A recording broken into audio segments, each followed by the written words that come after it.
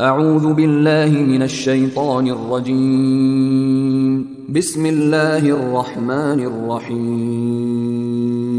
يا أيها الناس اتقوا ربكم الذي خلقكم من نفس واحدة وخلق منها زوجها وبث منهما رجالا كثيرا ونساء، واتقوا الله الذي تساءلون به والأرحام، إن الله كان عليكم رقيبا. وآتوا اليتامى أموالهم ولا تتبدلوا الخبيث بالطيب، ولا تأكلوا أموالهم إلى أموالكم، إنه كان حوبا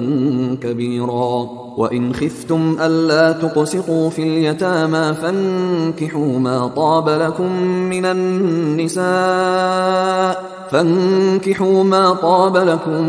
من النساء مثنى وثلاث ورباع، فإن خفتم ألا تعدلوا فواحدة أو ما ملكت أيمانكم، ذلك أدنى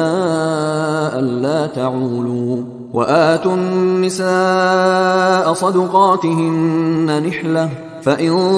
طبن لكم عن شيء منه نفسا فكلوه هنيئا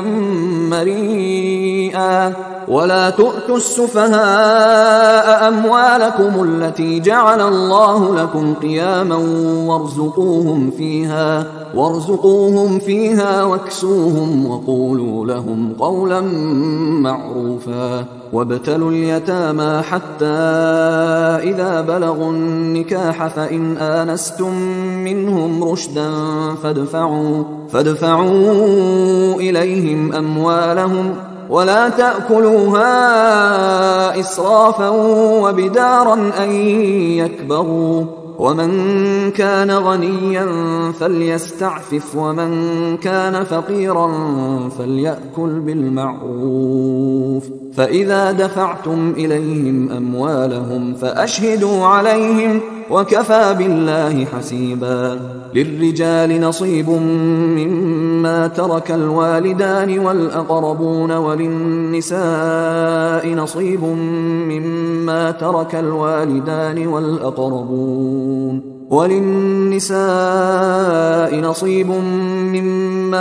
الوالدان والأقربون مما قل منه أو كثر، نصيبا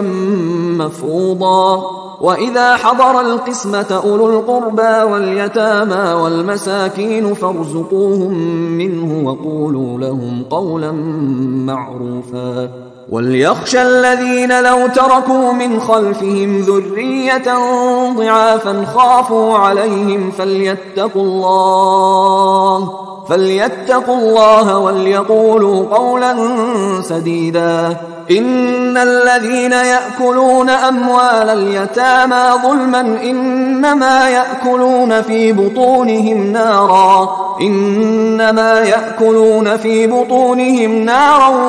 وسيصلون سعيرا. يوصيكم الله في أولادكم للذكر مثل حظ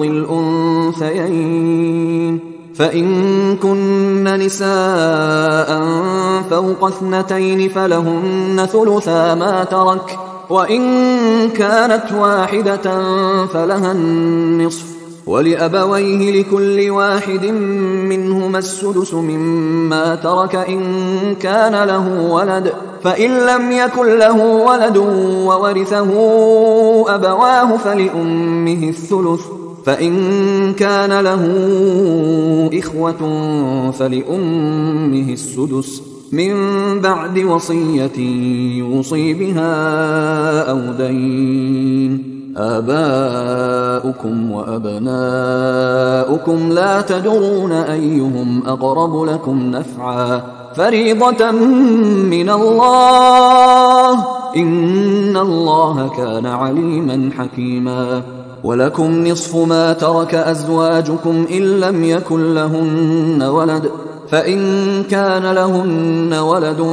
فلكم الربع مما تركن من بعد وصية يوصين بها أو دين، ولهن الربع مما تركتم إن لم يكن لكم ولد، فإن كان لكم ولد فلهن الثمن مما تركتم من بعد وصية توصون بها أو دين، وإن كان رجل يورث كلالة أو امرأة وله أخ أو أخت فلكل واحد منهما السدس، فإن كانوا أكثر من ذلك فهم شركاء في الثلث من بعد وصية يوصى بها أو دين غير مضار، وصية من الله والله عليم حليم. تلك حدود الله، ومن يطع الله ورسوله يدخله جنات تجري من تحتها الأنهار خالدين فيها، وذلك الفوز العظيم. ومن يعص الله ورسوله ويتعد حدوده يدخله نارا خالدا فيها وله عذاب مهين. واللاتي يأتين الفاحشة من نسائكم فاستشهدوا عليهن 4 منكم، فإن شهدوا فأمسكوهن في البيوت حتى يتوفاهن الموت أو يجعل الله لهن سبيلا. واللذان يأتيانها منكم فآذوهما، فإن تابا وأصلحا فأعرضوا عنهما، إن الله كان توابا رحيما. إنما التوبة على الله للذين يعملون السوء بجهالة ثم يتوبون من قريب فأولئك يتوب الله عليهم، وكان الله عليما حكيما. وليست التوبة للذين يعملون السيئات حتى إذا حضر أحدهم الموت قال إني تبت الآن ولا الذين يموتون وهم كفار،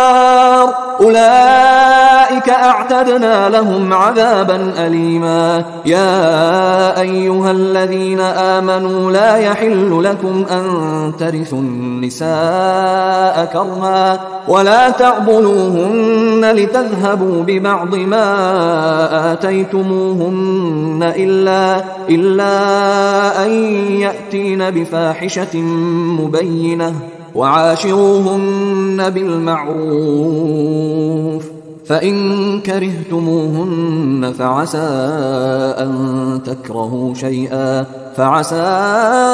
أن تكرهوا شيئا ويجعل الله فيه خيرا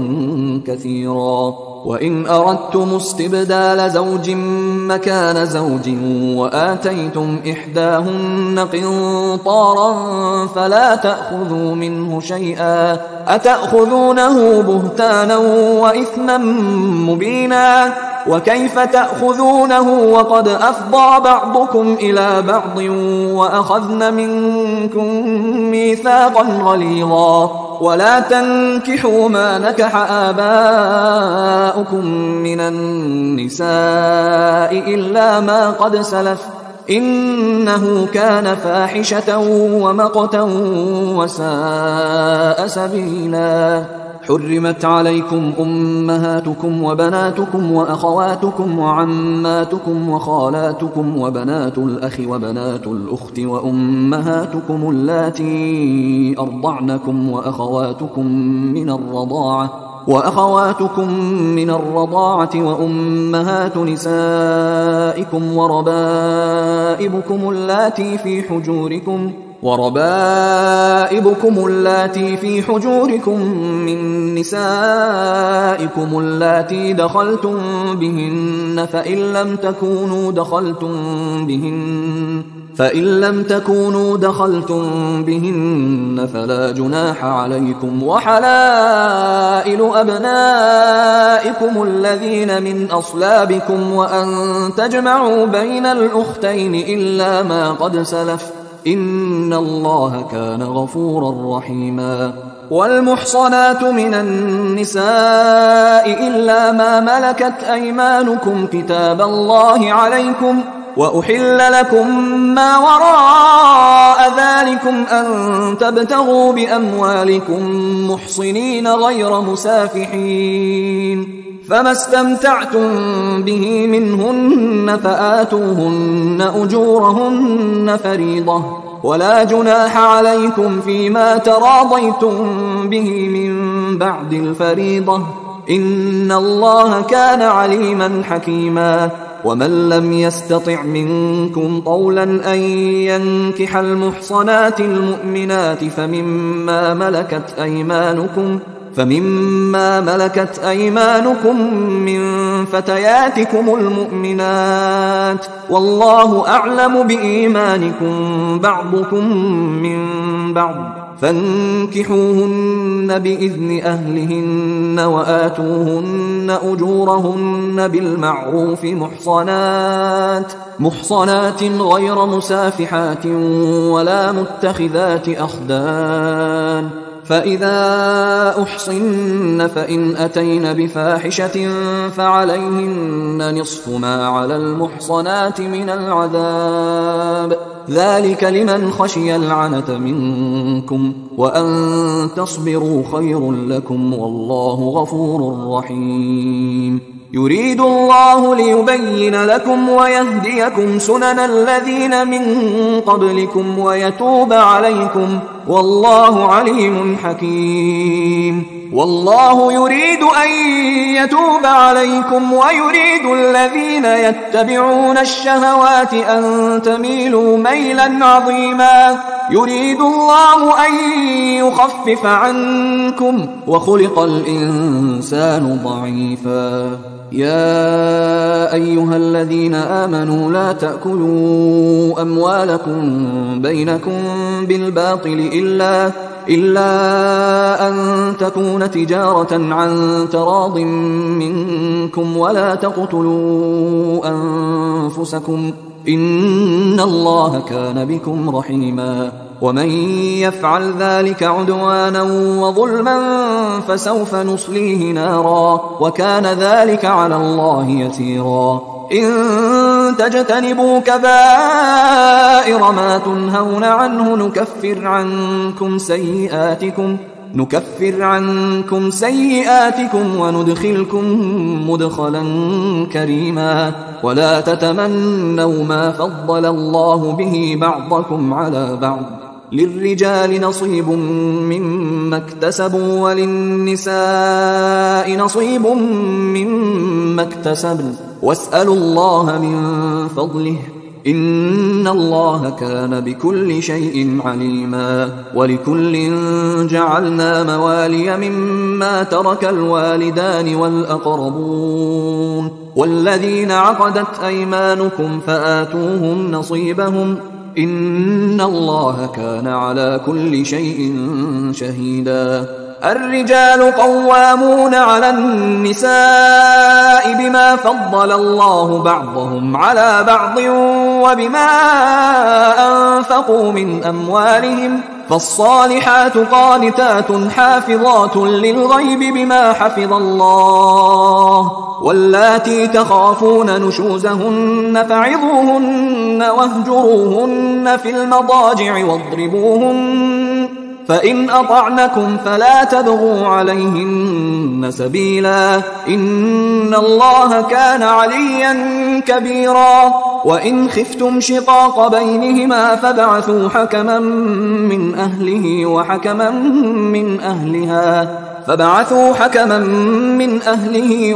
من أهلها إن يريدا إصلاحا يوفق الله بينهما، إن الله كان عليما خبيرا. واعبدوا الله ولا تشركوا به شيئا وبالوالدين إحسانا، وبالوالدين إحسانا وبذي القربى واليتامى والمساكين والجار ذي القربى والجار الجنب والصاحب بالجنب وابن السبيل وما ملكت أيمانكم إن الله لا يحب من كان مختالا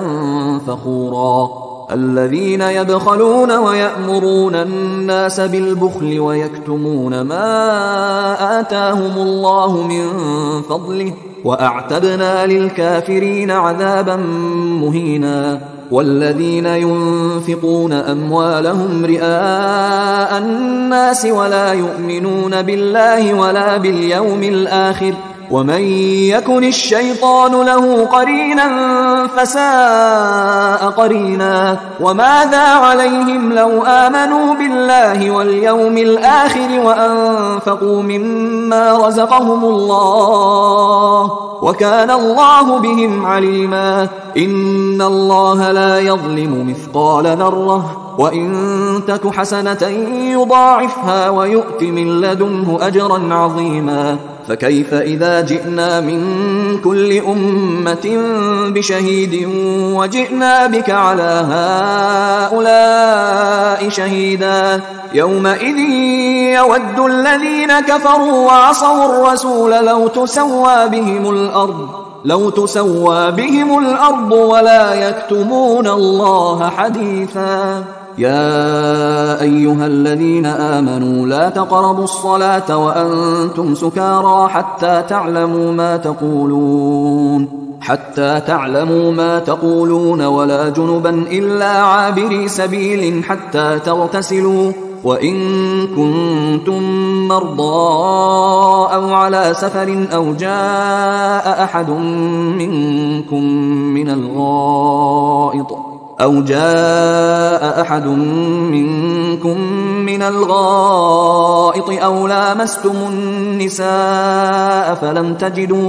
أو لامستم النساء فلم تجدوا ماء فتيمموا صعيدا طيبا فامسحوا بوجوهكم وأيديكم إن الله كان عفوا غفورا ألم تر إلى الذين أوتوا نصيبا من الكتاب يشترون الضلالة ويريدون أن تضلوا السبيل والله أعلم بأعدائكم وكفى بالله وليا وكفى بالله نصيرا من الذين هادوا يحرفون الكلم عن مواضعه ويقولون سمعنا وعصينا واسمع غير مسمع وراعنا ليا بألسنتهم وطعنا في الدين ولو أنهم قالوا سمعنا وأطعنا واسمع وانظرنا لكان خيرا لهم وأقوم ولكن لعنهم الله بكفرهم فلا يؤمنون إلا قليلا يا أيها الذين أوتوا الكتاب آمنوا بما نزلنا مصدقا لما معكم من قبل أن نطمس وجوها فنردها على أدبارها أو نلعنهم كما لعنا أصحاب السبت وكان أمر الله مفعولا إن الله لا يغفر أن يشرك به ويغفر ما دون ذلك لمن يشاء ومن يشرك بالله فقد افترى إثما عظيما ألم تر إلى الذين يزكون أنفسهم بل الله يزكي من يشاء ولا يظلمون فتيلا انظر كيف يفترون على الله الكذب وكفى به إثما مبينا ألم تر إلى الذين أوتوا نصيبا من الكتاب يؤمنون بالجبت والطاغوت ويقولون للذين كفروا هؤلاء أهدى من الذين آمنوا سبيلا أولئك الذين لعنهم الله ومن يلعن الله فلن تجد له نصيرا أم لهم نصيب من الملك فإذا لا يؤتون الناس نقيرا أم يحسدون الناس على ما آتاهم الله من فضله فقد آتينا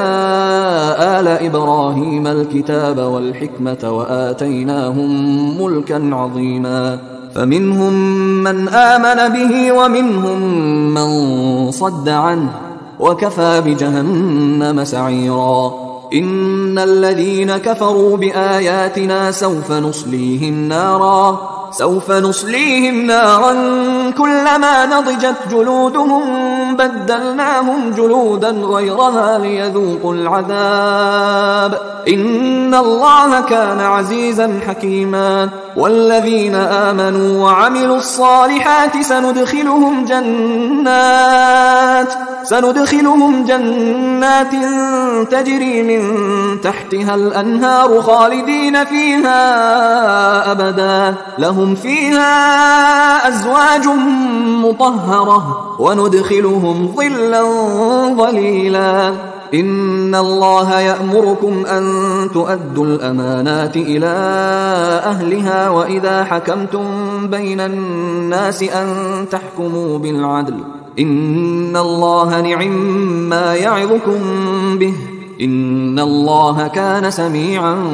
بصيرا يا أيها الذين آمنوا أطيعوا الله وأطيعوا الرسول وأولي الأمر منكم فإن تنازعتم في شيء فردوه إلى الله والرسول إن كنتم تؤمنون بالله واليوم الآخر ذلك خير وأحسن تأويلا ألم تر إلى الذين يزعمون أنهم آمنوا بما أنزل إليك وما أنزل من قبلك يريدون أن يتحاكموا إلى الطاغوت وقد أمروا أن يكفروا به ويريد الشيطان أن يضلهم ضلالا بعيدا وإذا قيل لهم تعالوا إلى ما أنزل الله وإلى الرسول رأيت المنافقين يصدون عنك صدودا فكيف إذا أصابتهم مصيبة بما قدمت أيديهم ثم جاءوك يحلفون بالله إن أردنا إلا إحسانا وتوفيقا أولئك الذين يعلم الله ما في قلوبهم فأعرض عنهم وقل لهم في أنفسهم قولا بليغا وما أرسلنا من رسول إلا ليطاع بإذن الله ولو أنهم إذ ظلموا أنفسهم جاءوك فاستغفروا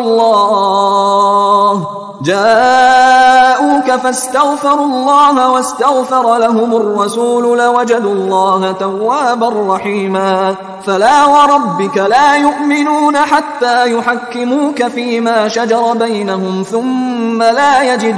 ثم لا يجدوا في أنفسهم حرجا مما قضيت ويسلموا تسليما ولو أنا كتبنا عليهم أن اقتلوا أنفسكم أو اخرجوا من دياركم ما فعلوه إلا قليل منهم ولو أنهم فعلوا ما يوعظون به لكان خيرا لهم وأشد تثبيتا وإذا لآتيناهم من لدنا أجرا عظيما ولهديناهم صراطا مستقيما ومن يطع الله والرسول فأولئك مع الذين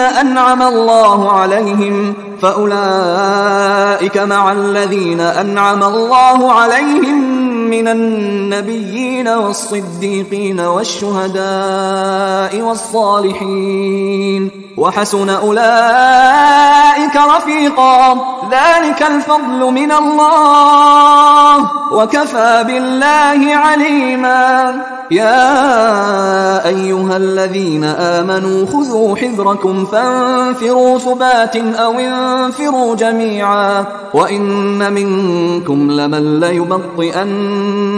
وإن منكم لمن ليبطئن فإن أصابتكم مصيبة قال قد أنعم الله علي إذ لم أكن معهم شهيدا ولئن أصابكم فضل من الله ليقولن كأن لم تكن بينكم وبينه مودة يا ليتني كنت معهم فأفوز فوزا عظيما فليقاتل في سبيل الله الذين يشرون الحياة الدنيا بالآخرة ومن يقاتل في سبيل الله فيقتل أو يغلب فسوف نؤتيه أجرا عظيما وما لكم لا تقاتلون في سبيل الله والمستضعفين من الرجال والنساء والولدان الذين يقولون ربنا أخرجنا من هذه القرية الظالم أهلها واجعل لنا من لدنك وليا واجعل لنا من لدنك نصيرا الذين آمنوا يقاتلون في سبيل الله والذين كفروا يقاتلون في سبيل الطاغوت فقاتلوا أولياء الشيطان إن كيد الشيطان كان ضعيفا ألم تر إلى الذين قيل لهم كفوا أيديكم وأقيموا الصلاة وآتوا الزكاة فلما كتب عليهم القتال إذا فريق منهم يخشون الناس كخشية الله أو أشد خشية وقالوا ربنا لم كتبت علينا القتال لولا أخرتنا إلى أجل قريب قل متاع الدنيا قليل والآخرة خير لمن اتقى ولا تظلمون فتيلا أينما تكونوا يدرككم الموت ولو كنتم في بروج مشيدة وإن تصبهم حسنة يقولوا هذه من عند الله وإن تصبهم سيئة يقولوا هذه من عندك قل كل من عند الله فما لهؤلاء القوم لا يكادون يفقهون حديثا ما أصابك من حسنة فمن الله وما أصابك من سيئة فمن نفسك وأرسلناك للناس رسولا وكفى بالله شهيدا من يطع الرسول فقد أطاع الله ومن تولى فما أرسلناك عليهم حفيظا ويقولون طاعة فإذا برزوا من عندك بيت طائفة منهم غير الذي تقول والله يكتب ما يبيتون فأعرض عنهم وتوكل على الله وكفى بالله وكيلا أفلا يتدبرون القرآن ولو كان من عند غير الله لوجدوا فيه اختلافا كثيرا وإذا جاءهم أمر من الأمن أو الخوف أذاعوا به ولو ردوه إلى الرسول وإلى أولي الأمر منهم لعلمه الذين يستنبطونه منهم ولولا فضل الله عليكم ورحمته لاتبعتم الشيطان إلا قليلا فقاتل في سبيل الله لا تكلف إلا نفسك وحرض المؤمنين عسى الله أن يكف بأس الذين كفروا والله أشد بأسا وأشد تنكيلا من يشفع شفاعة حسنة يكن له نصيب منها ومن يشفع شفاعة سيئة يكن له كفل منها وكان الله على كل شيء مقيتا. وإذا حييتم بتحية فحيوا بأحسن منها أو ردوها إن الله كان على كل شيء حسيبا. الله لا إله إلا هو ليجمعنكم إلى يوم القيامة لا ريب فيه ومن أصدق من الله حديثا. فما لكم في المنافقين فئتين والله أركسهم بما كسبوا أتريدون أن تهدوا من أضل الله ومن يضلل الله فلن تجد له سبيلا. ودوا لو تكفرون كما كفروا فتكونون سواء فلا تتخذوا منهم أولياء حتى يهاجروا في سبيل الله فإن تولوا فخذوهم وقتلوهم حيث وجدتموهم ولا تتخذوا منهم وليا ولا نصيرا إلا الذين يصلون إلى قوم بينكم وبينهم ميثاق أو جاءوكم حصرت صدورهم أن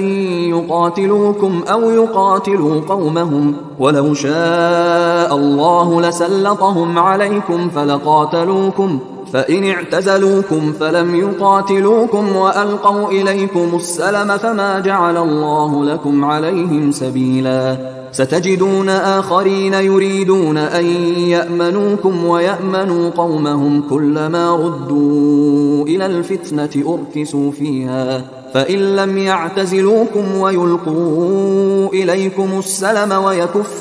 ويكفوا أيديهم فخذوهم وقتلوهم حيث ثقفتموهم وأولئكم جعلنا لكم عليهم سلطانا مبينا. وما كان لمؤمن أن يقتل مؤمنا إلا خطأ ومن قتل مؤمنا خطأ فتحرير رقبة مؤمنة ودية مسلمة إلى أهله إلا أن يصدقوا فإن كان من قوم عدو لكم وهو مؤمن فتحرير رقبة مؤمنة وإن كان من قوم بينكم وبينهم ميثاق فدية مسلمة إلى أهله وتحرير رقبة مؤمنة فمن لم يجد فصيام شهرين متتابعين توبة من الله وكان الله عليما حكيما. ومن يقتل مؤمنا متعمدا فجزاؤه جهنم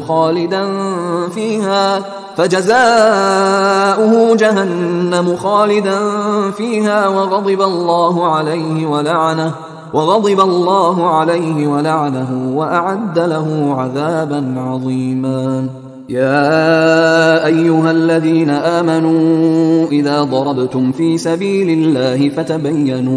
فتبينوا ولا تقولوا لمن ألقى إليكم السلام لست مؤمنا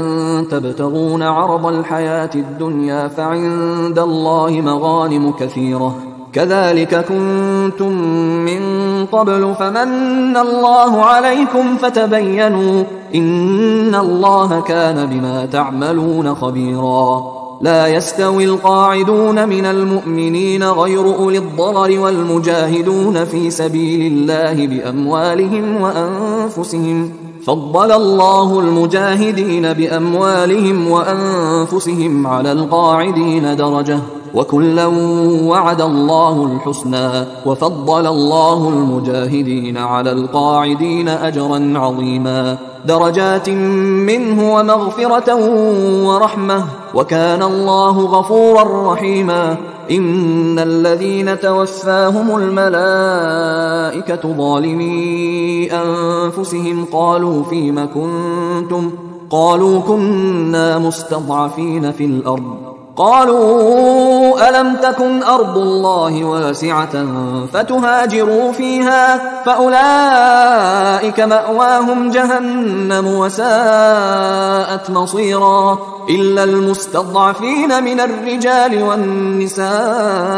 والولدان لا يستطيعون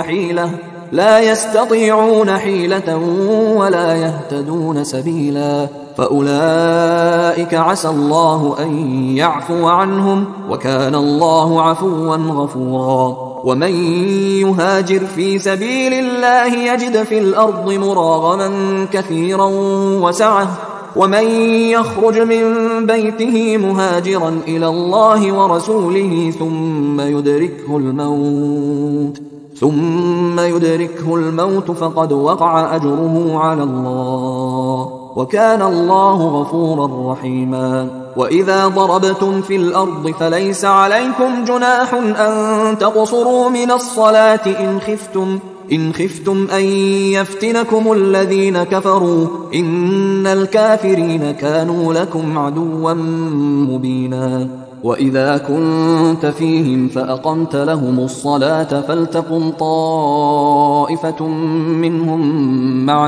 فلتقم طائفة منهم معك وليأخذوا أسلحتهم فإذا سجدوا فليكونوا من ورائكم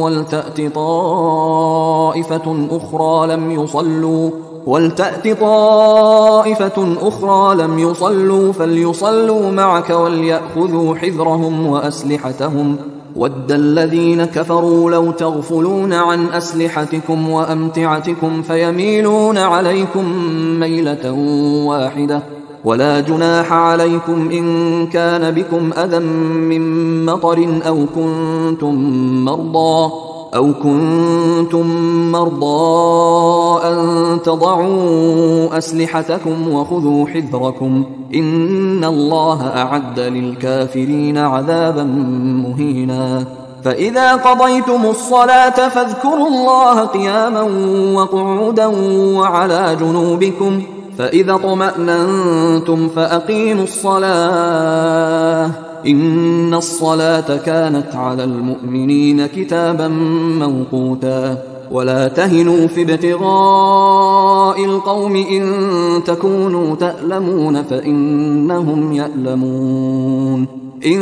تكونوا تألمون فإنهم يألمون كما تألمون وترجون من الله ما لا يرجون وكان الله عليما حكيما إنا أنزلنا إليك الكتاب بالحق لتحكم بين الناس بما أراك الله ولا تكن للخائنين خصيما واستغفر الله إن الله كان غفورا رحيما ولا تجادل عن الذين يختانون أنفسهم إن الله لا يحب من كان خوانا أثيما يستخفون من الناس ولا يستخفون من الله وهو معهم إذ يبيتون ما لا يرضى من القول وكان الله بما يعملون محيطا ها أنتم هؤلاء جادلتم عنهم في الحياة الدنيا فمن يجادل الله عنهم يوم القيامة أم من يكون عليهم وكيلا ومن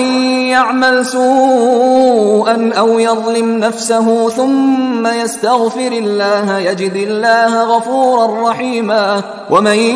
يكسب إثما فإنما يكسبه على نفسه وكان الله عليما حكيما ومن يكسب خطيئة أو إثما ثم يرم به بريئا شيئا فقد احتمل بهتانا وإثما مبينا. ولولا فضل الله عليك ورحمته لهمت طائفة منهم أن يضلوك وما يضلون إلا أنفسهم وما يضرونك من شيء. وأنزل الله عليك الكتاب والحكمة وعلمك ما لم تكن تعلم وكان فضل الله عليك عظيما. لا خير في كثير من نجواهم إلا من أمر بصدقة أو معروف أو إصلاح بين الناس ومن يفعل ذلك ابتغاء مرضات الله فسوف نؤتيه أجرا عظيما. ومن يشاقق الرسول من بعد ما تبين له الهدى ويتبع غير سبيل المؤمنين نوله ما تولى ونصله جهنم وساءت مصيرا. إن الله لا يغفر أن يشرك به ويغفر ما دون ذلك لمن يشاء ومن يشرك بالله فقد ضل ضلالا بعيدا. إن يدعون من دونه إلا إناثا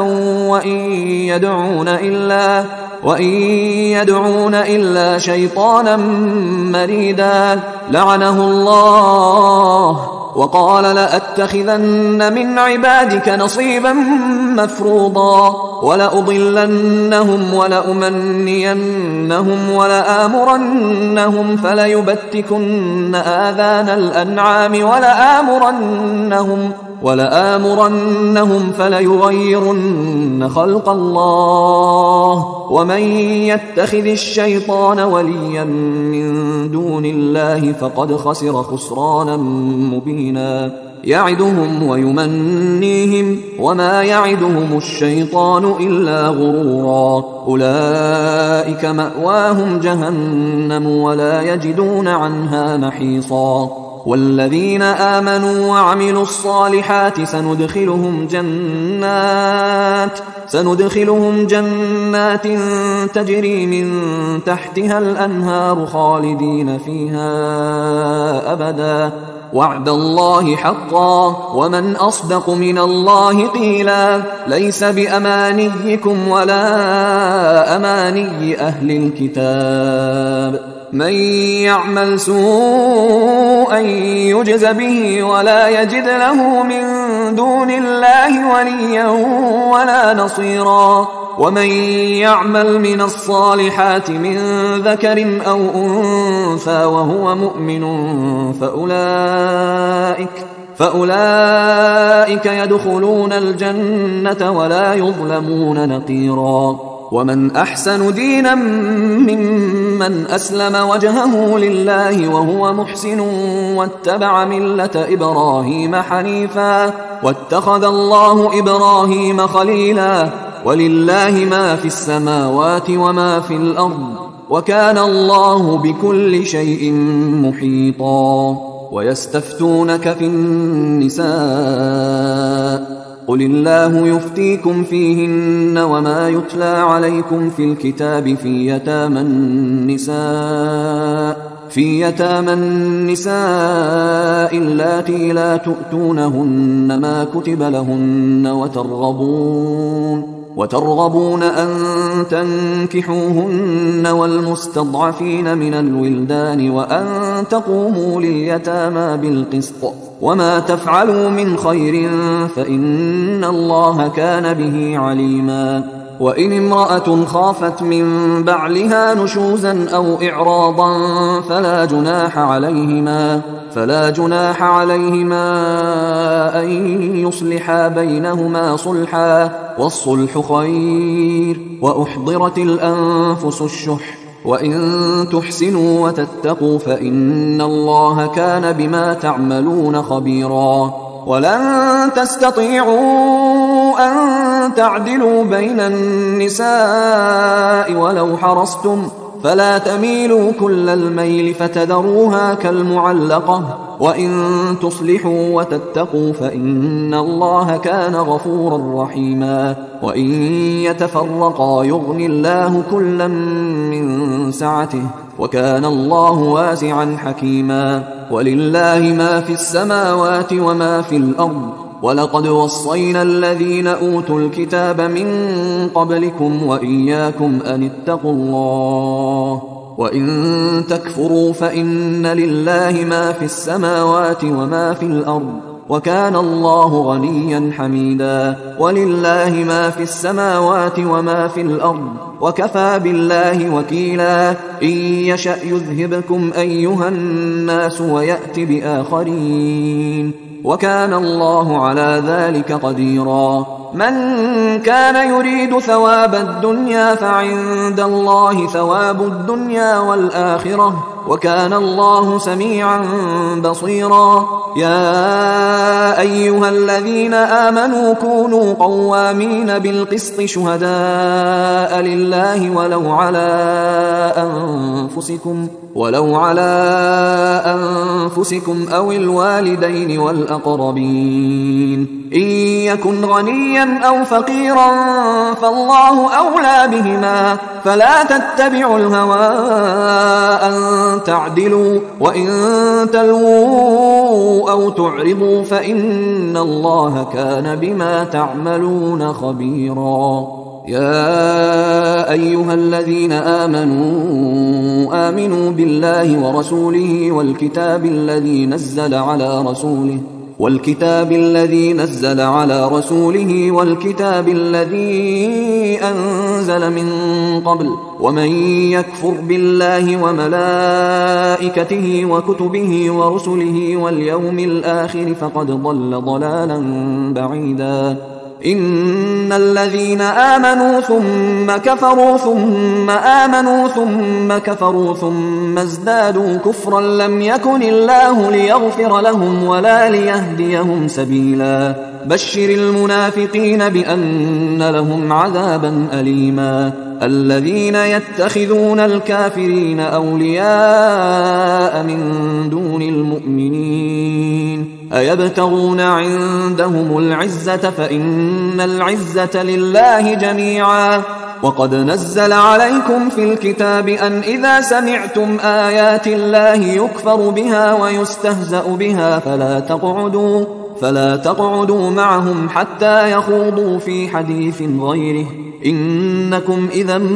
مثلهم إن الله جامع المنافقين والكافرين في جهنم جميعا الذين يتربصون بكم فإن كان لكم فتح من الله قالوا ألم نكن معكم وإن كان للكافرين نصيب قالوا ألم نستحوذ عليكم ونمنعكم من المؤمنين فالله يحكم بينكم يوم القيامة ولن يجعل الله للكافرين على المؤمنين سبيلا إن المنافقين يخادعون الله وهو خادعهم وإذا قاموا إلى الصلاة قاموا كسالى يراءون الناس ولا يذكرون الله إلا قليلا مذبذبين بين ذلك لا إله هؤلاء ولا إله هؤلاء ومن يضلل الله فلن تجد له سبيلا يا أيها الذين آمنوا لا تتخذوا الكافرين أولياء من دون المؤمنين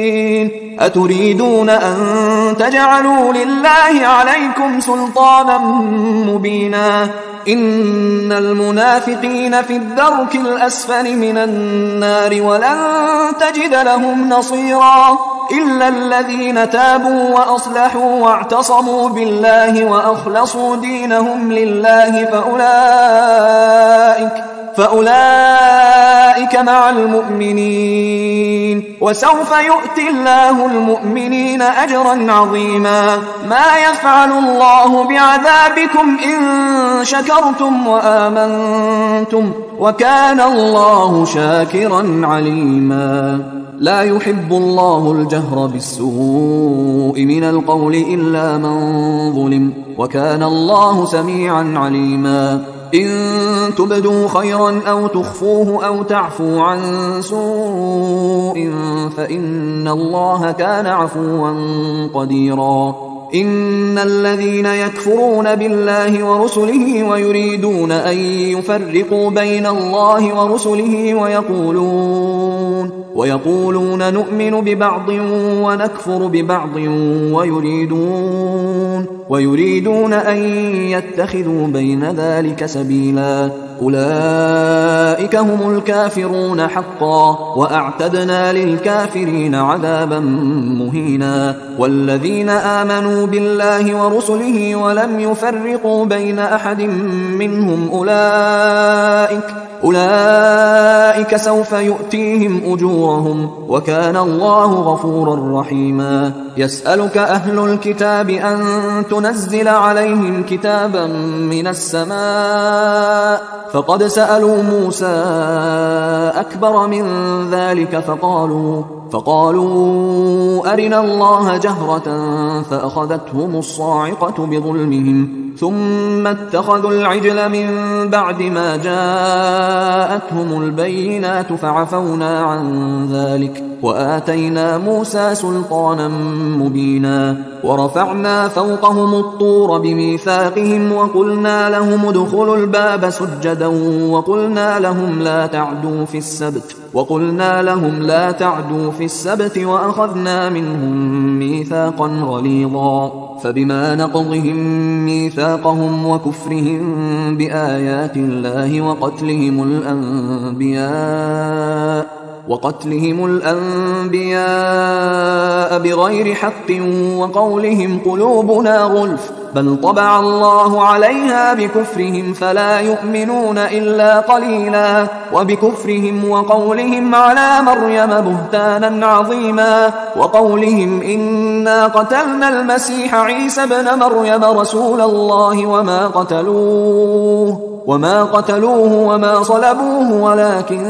شبه لهم، وإن الذين اختلفوا فيه لفي شك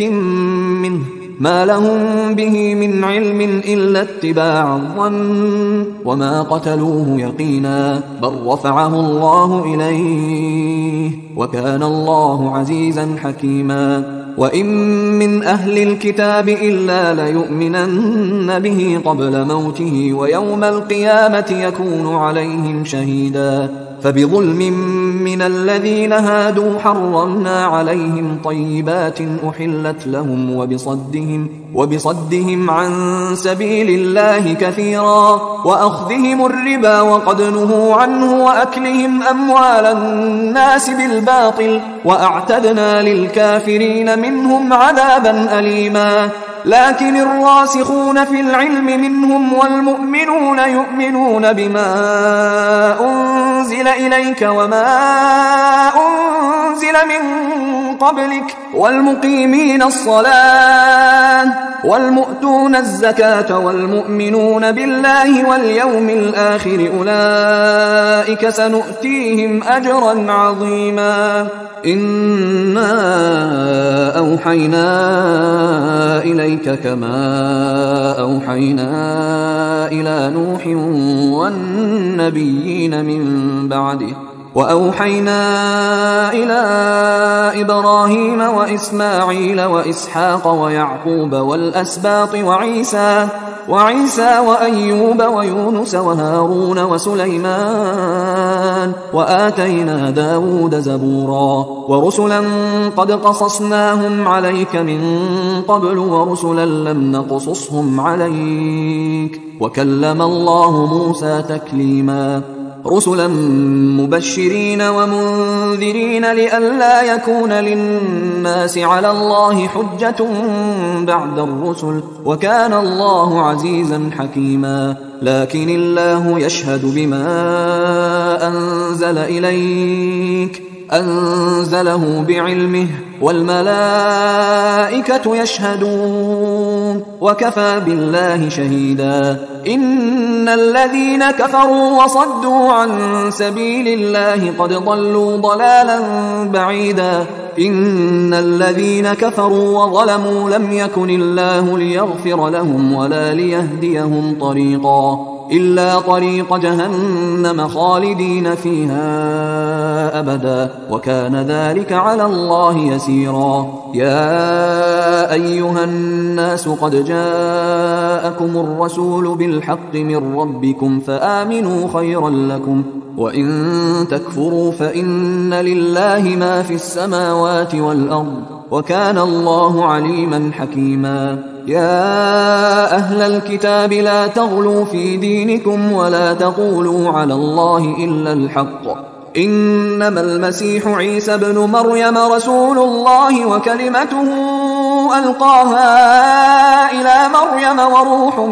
منه، فآمنوا بالله ورسله ولا تقولوا ثلاثة انتهوا خيرا لكم، إنما الله إله واحد سبحانه أن يكون له ولد، له ما في السماوات وما في الأرض، وكفى بالله وكيلا. لن يستنكف المسيح أن يكون عبدا لله ولا الملائكة المقربون، ومن يستنكف عن عبادته ويستكبر فسيحشرهم إليه جميعا. فأما الذين آمنوا وعملوا الصالحات فيوفيهم أجورهم ويزيدهم من فضله، وأما الذين استنكفوا واستكبروا فيعذبهم عذابا أليما ولا يجدون لهم من دون الله وليا ولا نصيرا. يا أيها الناس قد جاءكم برهان من ربكم وأنزلنا إليكم نورا مبينا. فأما الذين آمنوا بالله واعتصموا به فسيدخلهم في رحمة منه وفضل ويهديهم إليه صراطا مستقيما. يستفتونك قل الله يفتيكم في الكلالة إن امرؤ هلك ليس له ولد وله أخت فلها نصف ما ترك وهو يرثها إن لم يكن لها ولد، فإن كانت اثنتين فلهما الثلثان مما ترك، وإن كانوا إخوة رجالا ونساء فللذكر مثل حظ الأنثيين. يبين الله لكم أن تضلوا والله بكل شيء عليم. أيها الإخوة الكرام، نذكركم بأن حقوق الطبع والتوزيع محفوظة، والسلام عليكم ورحمة الله وبركاته.